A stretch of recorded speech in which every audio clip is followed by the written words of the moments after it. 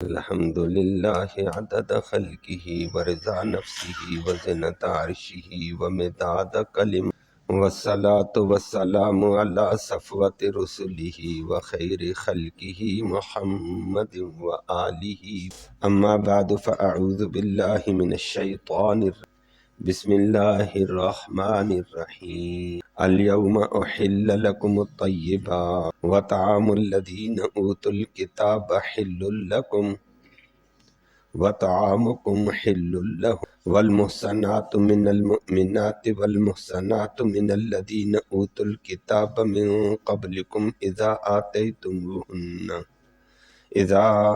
آتيتموهن أجورهن محسنين غير مسافحين ولا متخذي أخدان ومن يكفر بالإيمان فقد حبط عمله وهو في الآخرة من الخاسرين صدق الله العلي العظيم وبلغنا رسوله النبي الأمي الكريم قابل سر تکریم معزز سامعین کرام، سورت کے شروع سے چلتے ہوئے حلال چیزوں کا اور حرام کا ذکر ہوا تھا۔ کل بھی آپ کے سامنے شکار کے حوالے سے کتے کے شکار کو 5 شرطوں کے ساتھ جائز قرار دے دیا تھا کہ حلال ہے۔ باز کا شکار حلال ہے، باز کے ذریعے سے شکار حلال ہے، خود باز حلال نہیں ہے، اور کتے کے ذریعے سے بھی شکار 5 شرطوں کے ساتھ حلال ہے، وہ کل آپ نے سماعت کیا۔ آج اللہ رب العالمین نے اس سے آگے اعلان کر کے فرما دیا انہی حلال چیزوں اور حرام کا تذکرہ کرتے ہوئے۔ حجۃ الوداع کے موقع پر چونکہ دین کی تکمیل ہوئی، اللہ نے فرمایا آج کے دن تمہارے لیے پاکیزہ چیزوں کو حلال کر دیا گیا۔ اور نمبر 2، اہل کتاب کا کھانا تمہارے لیے ایسے ہی حلال جیسے تمہارا کھانا ان کے لیے حلال ہے۔ اہل کتاب کون ہے پھر بات، اور اسی طرح تیسری بات ذکر کر کے فرما دی کہ پاک دامن عورتیں ہوں، وہ تم مومنوں میں سے ہوں، تمہارے لیے حلال ہے نکاح کرنا۔ پاک دامن عورتیں ہوں اہل کتاب کی، پاک دامن ہوں اہل کتاب کی ہوں، وہ تمہارے لیے بھی حلال ہے نکاح کرنا، لیکن شرط یہ ہے اپنی مومن عورت سے نکاح کرو یا اہل کتاب سے، ان کا مہر ان کو دینا پڑے گا۔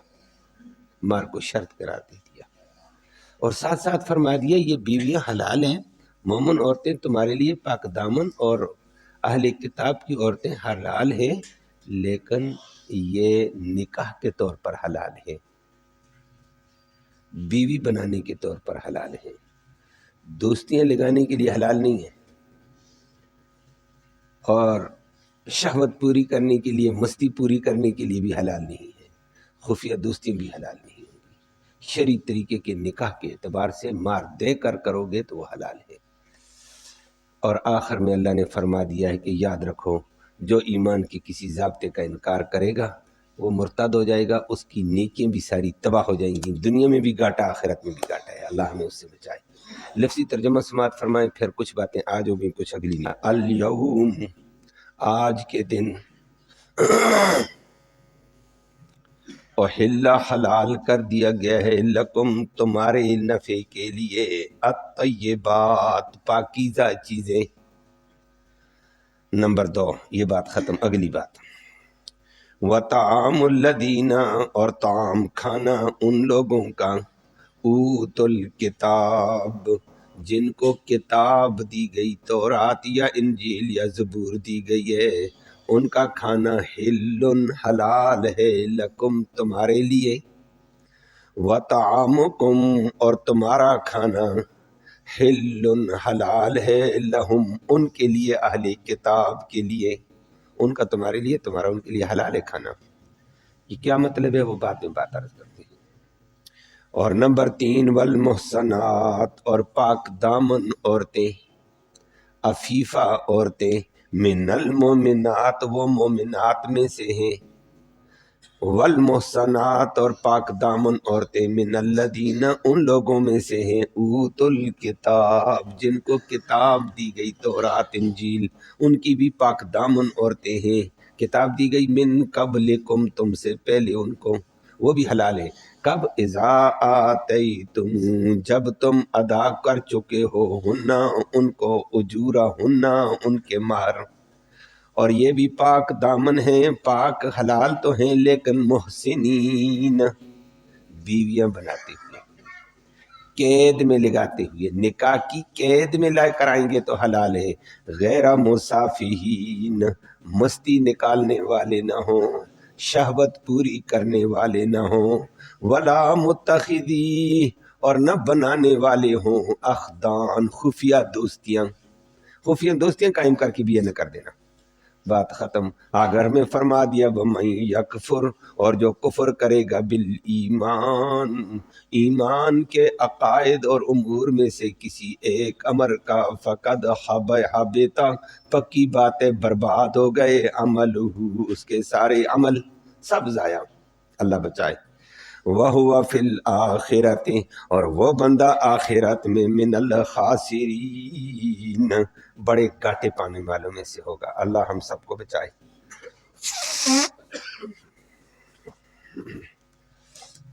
ایک دو باتیں عرض کریں گے، باقی بات انشاءاللہ اگلی نشست میں آپ کے سامنے آئے گی۔ یہ بات آپ سماعت کر رہے ہیں کہ حجۃ الوداع کے موقع پر جو مسلمانوں کا اچھا خاصا مجمع تھا،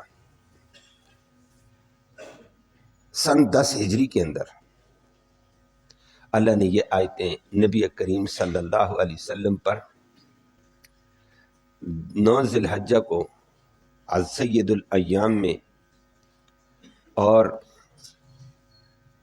سید الایام ہفتہ کے اعتبار سے جمعے کے دن میں، سید الایام سال کے اعتبار سے 9 ذی الحجہ کے دن میں، سید الاوقات عصر کے وقت میں، اور سید المکانات عظمت والے مکان جبل رحمت میں، سید البشر محمد الرسول اللہ صلی اللہ علیہ وسلم پر یہ آیتیں اللہ نے نازل کی تھی۔ ایک پیغام دے دیا، الیوم یئس الذین کفروا من دینکم، آج کے دن الحمدللہ اسلام کو غلبہ اور قوت اتنی مل گئی کہ 1,44,000 کم و بیش صحابہ کرام جمع ہیں نبی، آج کے بعد کافر تمہارے دین کے مغلوب ہونے سے مایوس ہو چکے ہیں، اب دین مغلوب غالب ہوتا چلا جائے گا، وہ بھی آپ نے سنا۔ پھر یہ کہہ دیا الیوم اکملت لکم، آج کے دن میں نے دین کو تمہارے لیے مکمل کر دیا، تکمیل کر دی، یہ اعلان پہلے کے لیے نہیں تھا، آج تمہارے لیے ہو گیا ہے۔ اور ساتھ ساتھ فرما دیا وَأَتْمَمْتُ عَلَيْكُمْ نعمتی، میں نے اپنی تمام نعمتیں تم پہ تام کر دی، نعمت تام ہو گئی، اب تم کسی کے محتاج نہیں ہوگے، دنیا تمہاری محتاج ہوگی، دین پہ تم چلو گے تو۔ آج اگر ہمیں کمزوری ہے تو ہماری اپنی کمزوری کی وجہ سے ہم ہیں، اگر غیر کے دستے نگر محتاج ہیں تو یہ ہماری اپنی کمزوری، وگرنہ اسلام عالمگیر اور افادیت والا مذہب ہے، اگر صحیح طریقے پہ چند بندے بھی اس پہ قائم ہیں، دنیا ان کے لیے محتاج ہے، وہ دنیا کے لیے محتاج نہیں ہے، الحمدللہ۔ اور ساتھ فرما دیا آج کے دن میں نے تمہارے لیے اسلام جیسا دین پسند کیا ہے۔ آج اگلی بات کہہ دی ہے، فرمایا الیوم، پھر آج ذی الحجہ کے دن عرفہ کے میدان میں 1,24,000 حضرات صحابہ کرام کی موجودگی میں رب نے کہا دین مکمل، نبی کا مقصد پورا، آج میں تمہارے لیے پاکیزہ چیزوں کو حلال قرار دے رہا ہوں۔ اللہ، یہ زبردست اعلان تھا، اور یہ بات میں نے سورۃ مائدہ کی شروع میں ذکر بھی کی تھی، بعد میں بھی دوسری آیت میں بھی، اللہ نے کل کائنات بنائی، ہر چیز اللہ نے بنائی ہے، اور بنانے والا اپنی بنائی ہوئی چیز کو اچھا جانتا ہے۔ آج دنیا کا مستری جو اپنی چیز بنائے گا، نیا ماڈل لائے کوئی چیز کا، وہ اچھا جانتا ہے، اور پھر لوگ اسی سے پوچھتے ہیں یہ ماڈل نیا میدان میں آیا، اس کی کیا ہدایات ہیں، اس کو کیسے استعمال کریں گے، کیسے مفید ہوگی، اور کیسے کرنے سے نقصان ہو جائے گا، پوچھتے ہیں۔ جو چیز مارکیٹ میں نہیں آئی پوچھتے ہیں، بھائی یہ چیز نہیں آئی ہے، اس کو تو نے بنایا، کیا ہدایات ہیں اس کے استعمال کی؟ تو جو وہ ہدایات دیتا ہے کہ ایسے استعمال کرو، اس میں فائدہ، ان چیزوں سے پرہیز کرنا، انتباہ ساتھ لکھا ہوا پرچہ دے دیتا ہے، یہ انتباہ ہے، یہ نہ کرنا نقصان ہو جائے گا، بتاتا ہے۔ تو کائنات میں بھی اللہ نے ہر چیز بنائی، اب بنانے والے کو پتہ ہے کہ کس چیز میں فائدہ زیادہ، کس چیز میں نقصان زیادہ ہے، کس چیز میں فائدہ کس میں نقصان ہے۔ اللہ نے فائدے والی چیزیں ہمارے لیے حلال کر دی، کھاؤ فائدے والی، اور نقصان دہ چیزوں کو فرمایا انتباہ ہے، نہ جانا ان کے قریب۔ فلہذا کائنات میں بنانے والے مالک سے پوچھ کر چلیں گے، ربا یہ تیری پیدا کی ہوئی چیز کیسے استعمال کریں، یہ تیرا بنایا ہوا عمل چیز ہے، اس کو کیا کریں؟ تو اللہ سے پوچھ کر اللہ کے حکم کے مطابق دنیا میں چلنا ہوگا، اپنی مرضی نہیں ہوگی کہ جو دل میں آئے کر گزرو، جو دل چاہتا ہے کھا لو، جو دل چاہتا ہے کرو، نہ نہ نہ نہ، اللہ سے پوچھ کر چلنا ہوگا۔ کائنات بنائی ہوئی اس کی ہے۔ تو اللہ نے آج پھر اعلان کیا ہے کہ مسلمانوں کائنات بنائی میں نے، جو چیزیں پاکیزہ ہیں، طیبات۔ اب طیبات کسے کہا جاتا ہے؟ پاکیزہ چیز کو کہا جاتا ہے طیبات۔ نمبر 2، ہر وہ چیز جس کی طرف ایک سلیم الفطرت انسان کی طبیعت راغب ہو جائے اس کو طیب کہتے ہیں۔ سلیم الفطرت، ہر نہیں بگڑے ہوئے کی طبیعت تو خنزیر کھانے کو بھی کرتی ہے، گدے بھی کھا رہے ہیں، بندر بھی کھا رہے ہیں، ان کا اعتبار نہیں ہے۔ تو ہر وہ چیز جو پاکیزہ ہو، اور پاکیزہ کا مطلب کہ تمہارے جسم کو بگاڑتی نہیں ہے، تمہاری روح کو خراب نہیں کرتی، تمہارے اخلاق کو خراب نہیں کرتی، اور طبیعت بھی اس کی طرف مائل ہے، وہ ساری چیزیں میں نے حلال کر دی ہیں۔ گویا میں نے جو چیزیں حلال کی ہیں وہ حلال تمہارے لیے کی جو تمہارے فائدے کا ذریعہ بنتی تھی، نہ تمہارے جسم کو نقصان، نہ تمہاری روح کو نقصان، نہ تمہارے اخلاق و کردار کو نقصان ہو سکتا ہے۔ اور میں نے پھر حرام کون سی چیزیں کر دی ہیں جو جسم کو خراب کرتی ہیں، طرح طرح کی بیماریاں لگائیں گی، روح کو برباد کر دیں گی، اخلاق کو برباد کر دیں گی، ان کو میں نے حرام کر دیا، ان کے قریب نہ جانا۔ اللہ ہم سب کو بچائے۔ آج معاشرے کے اندر اسی حلال اور حرام کی تمیز نہ ہونے کی وجہ سے ہمارے اخلاق متاثر ہیں، اور حلال اور حرام کی تمیز نہ ہونا عبادت کا بھی وہ لطف نہیں ہوتا ہے۔ عبادت پہ بھی حرام چیز اثر انداز ہو جاتی ہے، روحانی قوت پہ حرام چیز اثر انداز ہو جاتی ہے، انسانی اخلاق بگڑ جاتے ہیں۔ حرام کھانے کے بعد بندے میں اخلاق ہی نہیں ہے، وہ تو حیوان بھی نہیں بلکہ حیوانوں سے بھی بدتر ہوتا ہے، قرآن کہتا ہے۔ اور آپ بھی دیکھیں گے جن لوگوں کے نزدیک کوئی تمیز نہیں ہے، ان کے نزدیک اخلاق نام کی شے نہیں ہے۔ تو لوگ کبھی کبھی کہتے ہیں، برا بھلا کہتے ہیں، دوسرا کہتا ہے زیادہ نہ کر، ان کا کھانا پینا ہی ایسا ہے۔ اچھا، تو کھانے پینے میں احتیاط نہ کرنے سے بربادی ہوتی ہے۔ اللہ ہم سب کو بچائے۔ حلال چیز کے اثرات جسم پر بھی اچھے، روح پر بھی اچھے، اخلاق پر بھی اچھے، اور حرام چیز کھانے کے اثرات جسم پر بھی بربادی لاتے ہیں، اور روح پر بھی بربادی لاتے ہیں، اور اخلاق پر بھی بربادی لاتے ہیں۔ اللہ اکبر۔ مجھے ایک بات یاد آ گئی ہے، ایک بادشاہ گزرے ہیں کابل کے، نور محمد۔ مختلف بادشاہ اپنے دور میں، یہ کابل عجیب سلطنت رہی ہے ابھی تک کہ یہاں باطل جم نہ سکا، اب بھی نہیں جم سکا۔ روس اترا برباد ہوا، امریکہ اترا برباد ہے۔ یہاں کچھ نیک لوگوں کے قدم لگے تھے، صحابہ کرام کے، صحابہ کرام پشاور تک آئے تھے۔ تو نور محمد ایک بادشاہ تھا، وہ اپنی سلطنت میں بیٹھا ہوا، سیکورٹی گارڈوں نے رپورٹ دے دی، انٹیلیجنس نے، کہ آپ نے جو اپنا بیٹا فوج کی کو دے کر بھیجا تھا، آپ کے بیٹی کی کمان میں جو فوج آگے گئی تھی سرحد پر، بیٹے کو شکست ہو گئی ہے، فوج کو شکست ہو گئی ہے، بیٹا شکست کھا کر واپس آ گیا ہے، دم دبا کر آ گیا ہے۔ یہ دم دبانے کا لفظ بعد والوں نے استعمال کیا، بادشاہ کے سامنے نہیں، کہ پسپائی کر کے آ گیا بیٹا۔ بادشاہ بڑا غمگین ہوا، اس نے کہا ایک تو دشمن سے شکست، پھر دشمن سے علاقہ چھوڑ کر اس کو دے دینا، تیسری بات ہے پھر کمان کرنے والا میرا بیٹا۔ اتنا خسیس نکل گیا، یہ اتنے بغیرت نکل گیا، یہ تو بری بات ہوئی ہے۔ بادشاہ پر اثرات، اس نے اور انٹیلیجنس مختلف ہوتی ہے، وہ آپ جانتے ہیں ملک کے اندر کیا کیا انٹیلیجنس ہے، ہر دور میں ہوتی ہے مختلف۔ دوسری انٹیلیجنس سے پوچھا، اس نے بھی رپورٹ یہی دے دی۔ تیسری سے پوچھا، بادشاہ پختہ یقین کر گیا کہ انٹیلیجنس سارے 2-3 اداروں کی رپورٹ یہی ہے، شکست ہو گئی ہے، اور فوج کچھ ماری گئی، کچھ پسپائی کر کے پیچھے ہٹی، بیٹا بھی کمانڈر صاحب بھی پسپائی کر کے آ گیا۔ بڑا اداس غمگین گھر میں آیا، بیگم نے کھانا پیش کیا، پانی پیش کیا، وہ کھانا ہی نہیں کھائے، چپ پریشان ڈوبا ہوا اور پسینے آ رہے ہیں. بیگم نے کہا کیا بات ہے آج بہت پریشان ہے, کوئی افسوسناک بات ہے, افسوسناک واقعہ؟ چپ, پتہ ہی نہیں, زیادہ افسوس ہوتا آدمی بول بھی نہیں سکتا ہے. کرتے کرتے کرتے بیوی نے بار بار کہا پانی پیو, کھانا کھاؤ, بات کیا ہے؟ کرتے کرتے اس نے بتایا بات یہ ہے تیرا بیٹا میری ناک کاٹ گیا ہے, میرا بیٹا میری ناک کاٹ گیا ہے, بغیرت مر جاتا ادھر تو اچھا تھا, میں نے سرحد کے اوپر بھیجا تھا اس کو, پسپائی کر کے آ گیا ہے, دشمن کے ہاتھوں زہر ہو کر آ چکا ہے اور علاقہ دے کر آ گیا ہے, بغیرتی دکھا کر آیا ہے. یہ میرے لیے شرمندگی, ایک تو میرے ملک کا نقصان, پھر فوج کا نقصان, اور شکست کا دبم پیشانی پر, جمر پر, اور پھر میرا بیٹا ہونے کے ناطے سے پسپائی اختیار کر گیا. بڑی شرمندگی کی بات ہے. اس نے کہا آپ کو کس نے کہا ہے؟ اس نے کہا ہے کس نے کہا؟ رپورٹر والے نے, ساری رپورٹیں آئی ہیں. اس نے کہا فلاں ادارے نے بھی رپورٹ دی, فلاں ادارے نے, فلاں ادارے نے, فلاں ادارے نے. بیوی نے کہا کھانا کھا لو, کھانا کھاؤ. ہاتھ دھلائے, بار بار ہاتھ دھلے, دو لو ہاتھ, محبت پیار سے. نیک خاتون تھی. اچھا, اور خواتین کو ایسے ہی نیک ہونے چاہیے, خدمت گزار, اخلاق والے, اللہ سب کو نصیب فرمائے. تو اس نے بار بار کہا, اس نے کہا کھانا کھا لو, میں آپ کو بتاتی ہوں. بڑا اس نے کہا کھانا گلے سے نہیں جا رہا ہے, میں پریشان ہوں. اس نے کہا رپورٹر غلط ہے, بیٹا تیرا پسپائی نہیں اختیار کر سکتا ہے, یہ مر سکتا ہے دشمن کے آگے, دشمن کے آگے زہر نہیں ہوگا, یہ جان اللہ کو دے گا, زہر دشمن کے آگے نہیں ہو سکتا ہے, آپ کھانا کھائیں. بار بار کا اس نے کہا رپورٹر ہے, یہ ساری رپورٹیں یہی ہے انٹیلیجنس کی. اس نے کہا انٹیلیجنس جھوٹ بول سکتی ہے, رپورٹ غلط ہو سکتی ہے.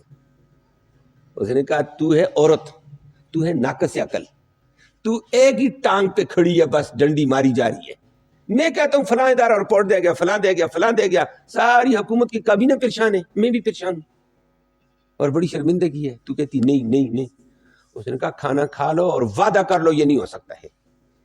اس نے کہا ادارے سارے غلط, تو سچی گھر میں بیٹھی ہوئی اندر. اس نے کہا نہیں میں سچی نہیں, لوگ بھی سچے ہیں, لیکن میں یہ بعد میں بتاؤں گی, رپورٹ غلط ہے. اگر بالکل آخر بادشاہ بڑا حیران, لیکن عورت کو رد کر چکا ہے.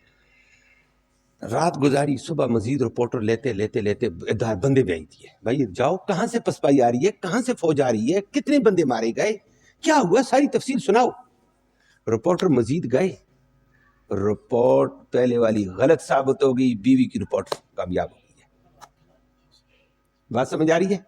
بیوی کی بات, گھر کے اندر کی بیٹھی ہوئی اللہ کی بندی کی بات سچی, اور پتہ چلا بیٹا محاذ پہ جمع ہوا فاتح بن کر آگے نکل گیا, کمانڈر صاحب فوج لے کر آگے نکل گیا, علاقہ فتح, آگے دشمن کا کو زہر کر دیا. رپورٹ آئی, بادشاہ بھی گیا, پتہ کیا خود دوڑ کر, اسلامی حکومت کا بادشاہ تھا, اسلامی تھا, دوڑ کر گیا, سارا پتہ کر کے واپس جب آیا نا تو خبر سچی, او خوشیاں, آگے پیچھے بڑا چہرہ حشاش بشاش, واپس آیا, کہا مبارک ماشاءاللہ, ادھر بھی ہو رہے, بیٹا فاتح بن کر آ رہا ہے, اس کا استقبال ہو رہے ہیں, سب کچھ. لوگ اس کے استقبال میں, اس کو ایک اور پریشانی لگی اور کہنے لگا بیوی کے پاس آئے, تو مجھے بتا, سارے رپورٹر ایک طرف تھے, تو ایک طرف تھی, یہ کیا چکر تھا؟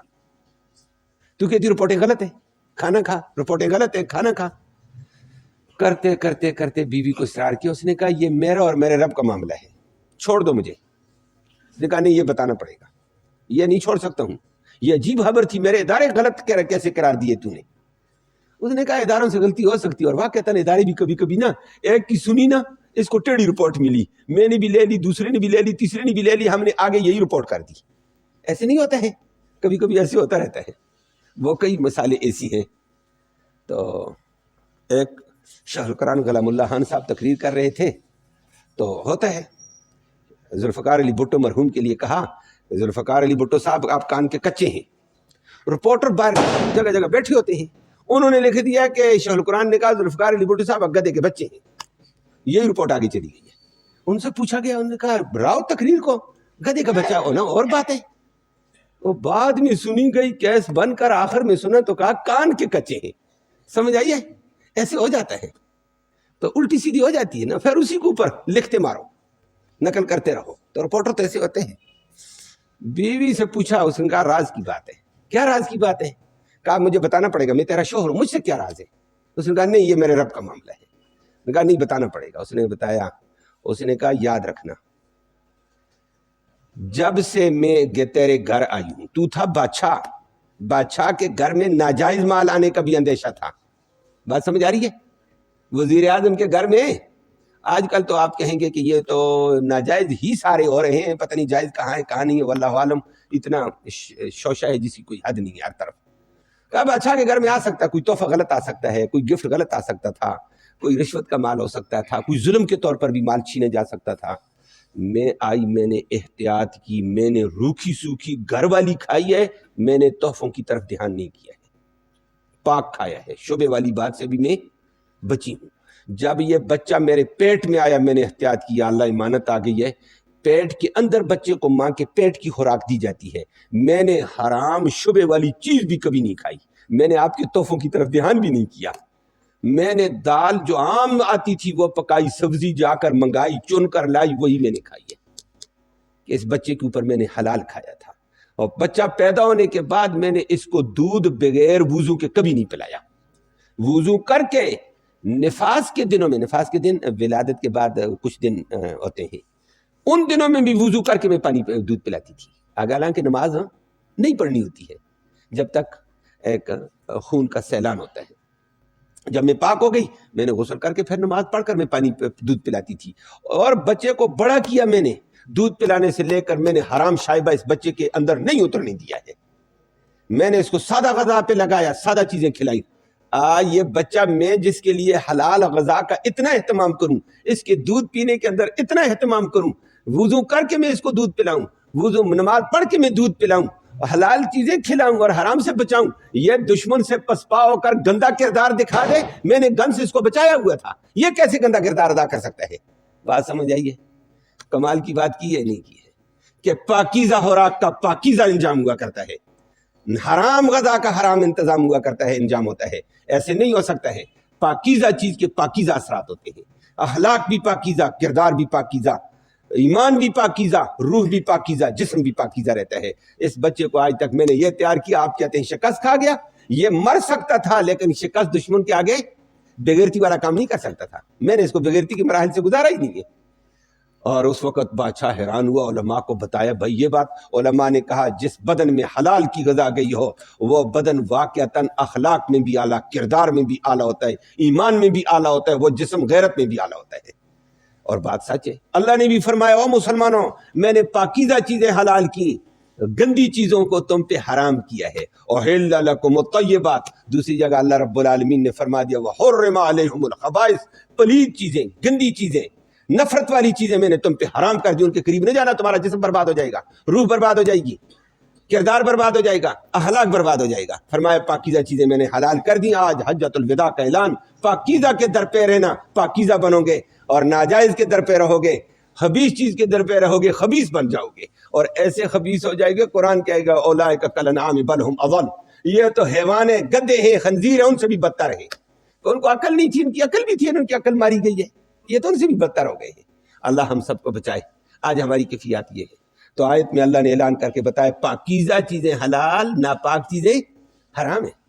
اور آگے پھر آیت میں ایک اور مسئلہ ذکر کر کے فرما دیا تمہارا کھانا اہل کتاب کے لیے حلال, اہل کتاب کا کھانا تمہارے لیے حلال. اس کا مطلب کیا ہے, وضاحت کیا ہے, وہ انشاءاللہ اگلی نشست میں.